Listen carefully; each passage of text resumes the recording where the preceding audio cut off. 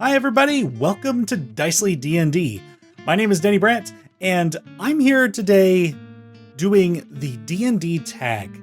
This is 15 questions to get people talking about their experiences with Dungeons & Dragons, and this trend was started by well-known cosplayer and D&D player Ginny D, along with Mark Hulme, whom these two asked questions of each other to get them talking about their Dungeons & Dragons experiences.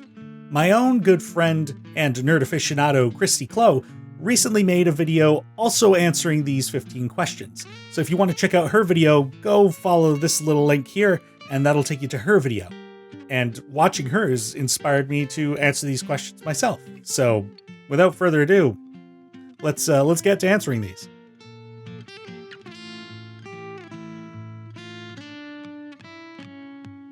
So the first question is, what was your first D&D character? My first character was a Changeling warlock. I think they were a fiend warlock. And I started back in 4th edition. So this was like 2010, I think it was. And I remember I had a tough time choosing between going with a Changeling or going with a shifter. Clearly I was into a character that could transform a little bit.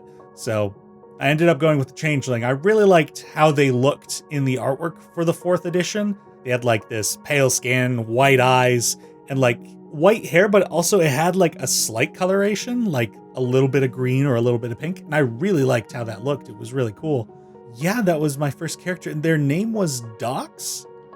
And I don't remember if I gave them a last name. And that I think is going to be a trend in this video of not remembering my characters' last names. The next prompt is, which D&D class is your least favorite to play, or do you not want to play? So, I've had the chance to play every class in 5th edition since it came out. And I think my least favorite of the classes at this point is the Bard, and possibly tied with the Sorcerer. And I think that's because they have known spells as their spell lists. And I think that's because I find it a bit too limiting. Like, you choose a spell at level up, and you're stuck with that spell.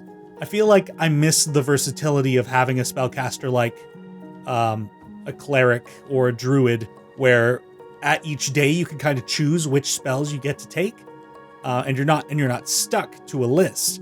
Even the wizard is kind of a blend of the two, where you have a spell book, and you can't have all the spells in your spell book, but you get to choose certain ones. And I mean, even the wizard gets to learn more spells as the game goes on if they find spell scrolls, which I think is really cool. So I think the Bard and the Sorcerer are just a bit too limiting for me, but I'm gonna even say Bard, least favorite. Because Sorcerers also get meta magic, which I think has the chance to be cool. What D&D spell would you most want to have in real life? Well, if I were to go ham, I don't want to, I would say something like Time Stop or Wish, but I think that's too easy. That's, of course, who wouldn't want to be able to stop time or just ask for anything what they want? It's that classic thing of, I asked for 1,000,000 wishes for the genie, you know? So I don't want to go with those, and I would avoid combat spells because I don't want to hurt anybody. So I think some utility spells in D&D that aren't really used might actually be real good in real life. Like the first level spell, Unseen Servant. It's just an invisible person that goes around and does whatever you tell them as long as they stay within 60 feet. I think that's pretty decent and usually about the size of the average house, so works for me. Or Prestidigitation, just having like a quick cantrip that does like cleanups, funny magical effects. I think there's a lot of potential in that one, but I think the one that I'm going to take is going to be the 2nd level spell, Enhanceability. You know, you just like need a little bit of a, well, now that I think about it, I guess it's kind of a performance enhancer. Maybe it's not the best choice. I think I'm going to go back to Unseen Servant. That's probably, I think that'll make me feel less bad. You know, I was so sure I was going to take Enhanceability, but now I'm like, ooh. What's your favorite D&D monster? I like monsters that make good NPCs or villains that the party can engage with in a social interaction kind of sense, like vampires, liches, though I haven't used a Lich in one of my games yet, or Mind Flayers, like, I think those all make like really cool NPCs. If I want to go with like an iconic monster, I'm going to put a shout out to the gelatinous cube.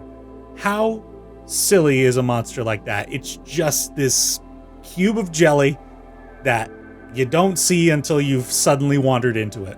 Like, I think that's great. And I don't think they get enough credit or used enough, but it's a lot of fun. It's a great concept for a creature. It's silly, but I love it. What's your favorite NPC or villain that you've encountered or created?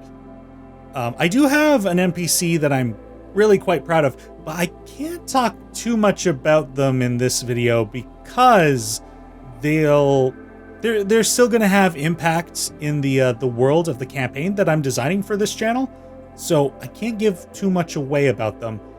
But in the previous campaign within the setting, they were the mentor of one of my player characters, and the theme of the campaign was secrets and just not knowing who was who. And there was this big event where a bunch of characters got their souls and bodies swapped. And this character had a student, and the teacher's soul got put into the body of the student, and that student body became the mentor of the player character. It's all a big convoluted mess, but they essentially became a parent figure for that character and kind of a partnered parent with another of the player characters. And I just thought the dynamic they had with that character was so good as guardian and parent and as co-guardians. And then to later find out that they weren't who they thought they were, but they were still a really cool person. Like I'd thought about making him a villain, but I'm like, I don't think that makes sense for this character. I want them to be this matronly character. And I just really love this character, and I can't wait to bring them back in my future game. But a character I can speak a little bit more about is a character named a villain named Z-Dask. They were a mind flayer who was this head of a gang, and I did that kind of cheap thing where it's like they wore the big hat, they wore bandages over the face, so they were trying to conceal themselves. But it was so much fun when the players were like tracking this guy down for sessions and eventually stumbling upon him. Their first time seeing him was actually a programmed illusion where he was sitting at a table, and of course my players like walk into the room, they're like, somebody's like, I throw a knife at him, because of course the players are going to immediately want to attack this guy they've been hunting down for so long, and the knife goes through him. The minor illusion gives them the spiel like of a warning, and the party continues into the dungeon. They find him. I, of course, set up his protections. So he had like this wall he was hidden behind. The area was hallowed, so they couldn't teleport in, and they had to fight some minions before the wall came down, and they fought the big boss. Reinforcements showed up for the good guys, but Z-Dask was so powerful that he just blew up the brains of some characters. None of the player characters, thankfully. They tried to dogpile him, and then he plane shifted out. And I just remember one of the players was so mad. They were like, where'd he go? And they never did encounter him for the rest of that campaign. So some of them even like plugged it into their epilogue. So they're like, I spend so many of my days trying to hunt this guy down and preparing for his return. And I'm like, oh, I'm so glad that they are so invested in this villain, because I also thought he was really cool. So he'll probably make a return at some point as well. Has one of your characters ever died, and what killed them? Yeah, I've had characters die. I had a half-orc fighter who was walking across a bridge. It broke. They fell into the river below and drowned. In that same campaign, I had a half-elf fighter who died in battle, got resurrected by an evil god only to be later killed by a barbarian and some wolves. I had a human wizard who was acid-breathed by a black dragon. They were hidden behind a tree, but apparently it wasn't good enough cover. I've talked about Theodore Ray on this channel on the podcast. They were a hobgoblin fighter artificer. They ended up sacrificing themselves to become a Titan of Earth. And I think the last one I can think of at the moment is an Eladrin barbarian. They got into a fight with some intellect devourers, and of course I made intelligence my dump stat, which meant that they hopped into my brain and ate it. Yeah, so a lot of death. So the next question is, what's your best natural 20 story? I'm actually going to be combining this with the next question as well. What's your best natural 1 story? Because I'm pretty sure these events happened back to back, and it was a great story. For me at least. It was Mickey Tombarun, who's a character that we created at the intro series on this channel. They had just found their dad, who was being held prisoner in this pirate fortress, and there was this fight that got procced with this pirate lord who had the fortress and their pet shadow dragon. And I remember I was controlling Mickey Tombarun and his dad in this fight. And basically it was just 2 of the same character for sake of ease of running characters. And Mickey used guiding bolts on the black dragon as it was flying by. Natural 1, he missed. He whiffed the shot. And he was so dejected, he wanted to show off for his dad. And then it was his dad's turn, and I got to roll for him. And he rolled a natural 20. And it was so good. The way we flavored it was, so Mickey fires his shot, and it's like this violet colored shot, because violet was his color theme. And then his dad shot a guiding bolt as well, and it was teal. And the shot like hit Mickey's, and then the 2 of them both went and hit the shadow dragon. Oh, and it was so awesome. It made me feel so good. Yeah, I think that's one of my favorite 20 moments to this day. And I don't think it would have been as good without the miss right before it. So I think those 2 are synonymous in this situation. What's the highest level you've ever played a character to? So I have played a character up to level 20 in D&D, and this was Theodore Ray, that artificer, fighter, gunslinger I was just talking about that sacrificed themselves. But they were a multi-class character, so I still haven't yet experienced like a single class all the way to its level 20 abilities. So I think that's a goal for myself, is to play a character in one class all the way to 20. That would be great. But it's not very often you get to do a high level campaign, so who knows when that'll happen. What's your favorite magical item? I don't really have any favorites. There are items that are kind of useful for most everybody, like a bag of holding. That's a great item. But if I have to like find an item that I think is great, I try to find items that are good for each individual character I play. It's like when you think about character design, you think about their silhouette. And I think a magic item kind of plays into that idea for me. And because I tend to play a lot of spellcasters, I think some of the magical staves are some really great items. Like you've got like the Staff of the Python, which you throw it out and it turns into a giant snake. Like that's such great flavor. Or if you've got like a cleric or druid, you can have like the Staff of Healing, I think it's called. And it just gives you some like healing spells like Cure Wounds, Lesser Restoration. At least off the top of my head, I'm pretty sure that's what it does. And just like Gandalf has his staff that's like a gnarled branch, or Saruman has his like kind of gothic looking one with an orb in the middle. I'm like, those are so cool and so fitting to those characters that I kind of view magic items in the same way. If you had an IRL alignment, what would it be? I've mentioned this in the past. I find alignments very constricting. Like people aren't so easily defined by alignment. But if I had to define myself in such a way, I'd probably say I was like neutral good for the most part anyway. Like I do have tendencies towards lawful, especially since like I'm a rules guy. Like I know rules. I try to find what's fair. Yeah, but I mean, like, I'm not perfect, so I don't think I'm always good. Sometimes I might dip into neutral. But for the most part, I think I'm a neutral good person, if I have to define myself in alignment terms. If you had to date one of your characters, which one would you pick? I don't often have romantic considerations when I make my D&D characters, and most of the characters I've played are male. I'm really limited if I had to choose in this situation, but I did play a tiefling bard named Lynn. And again, I don't remember their last name, and this was like within the last couple of years too. I'm kind of ashamed that I don't remember their name. But they were like this. They were a very flamboyant bard. They were a bard of glamour. They had these diamond-like horns that curled. They were crystalline.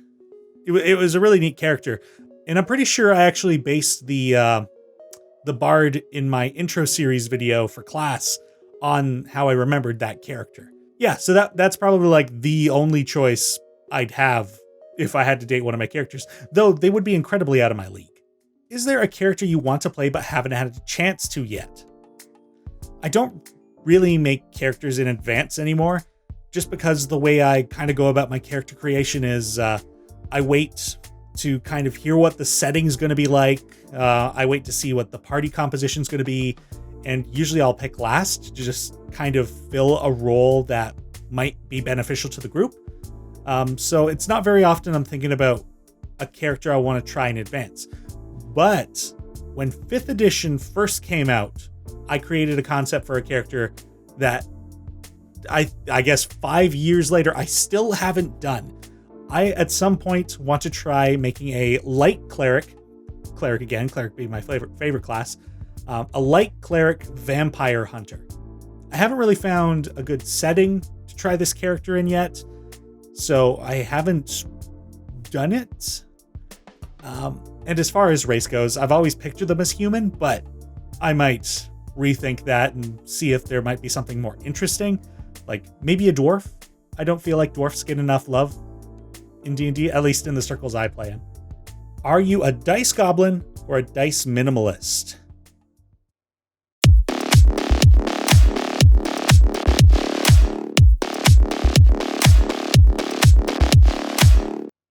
Yeah, dice are okay. And the last question is, what rule or mechanic have you never quite wrapped your brain around?